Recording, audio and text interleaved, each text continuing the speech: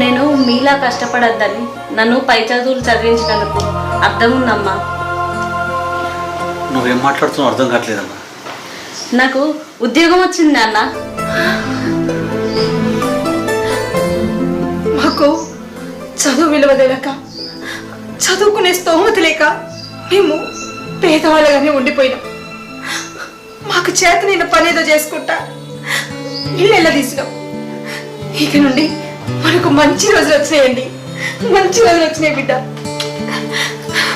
అప్పుడు హోటల్ దగ్గరికి అదే విషయం చెప్దామని వచ్చినమ్మా, కానీ అక్కడ జరిగింది చూసినాక నా మనసు తట్టుకోలేకపోయిందమ్మా. అందుకే ఏం మాట్లాడాలో అర్థం కాలేదు. ఇక నుండి మన కష్టాలన్నీ తీరిపోయినాయి. నా జీతం వచ్చిన కొద్దిగా ఆమె డబ్బులు కట్టేద్దాం.